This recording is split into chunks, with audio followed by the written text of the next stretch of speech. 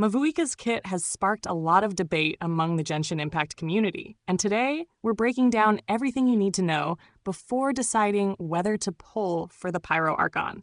Let's analyze her strengths, limitations, and how her abilities stack up against player expectations. First, let's address the concern that's causing a stir. Mavuika's Flame Strider ability lets her climb, fly, and even ride on water, but only for very short durations. Based on leaks, she can climb for just 1 second, ride on water for 3 seconds, and fly for another 3 seconds. While the mechanics sound exciting, the time limits feel surprisingly restrictive for an Archon. To make matters more complex, these durations can only be significantly extended by unlocking her C6 constellation, which doubles them.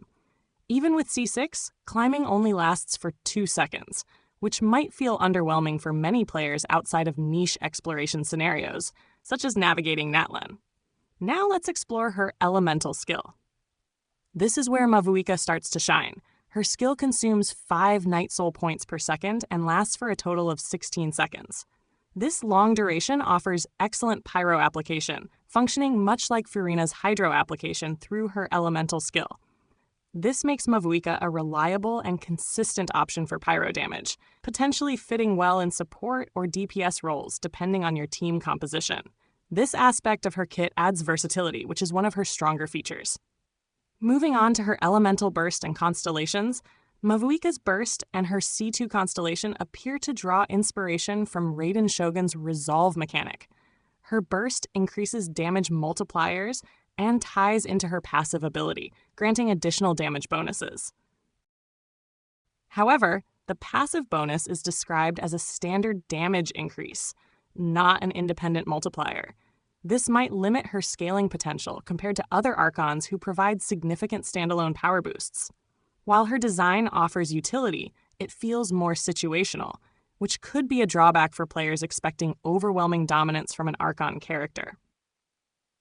For those focused on the Spiral Abyss, Mavuika does have some strategic potential.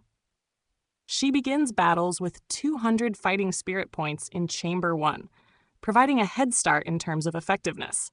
However, whether this is enough to justify heavy investment into her constellations or signature weapon depends heavily on your playstyle and existing roster. So, is Mavuika worth pulling? The answer really depends on your priorities. If you're looking for a character with unique exploration tools and solid pyro application, Mavuika could be a fun and valuable addition to your team. However, if you're aiming for an Archon with unparalleled power and versatility, her limitations may leave you feeling hesitant. The big question is whether Hoyoverse will adjust her kit before her official release.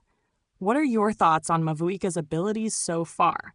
Are you planning to pull for her? Or does her current design make you second guess? Share your thoughts in the comments below. And don't forget to stay tuned. Our next video will include a deep dive into Citlali and her weapon, another exciting addition to Genshin Impact. Until next time, happy exploring and see you in Teyvat.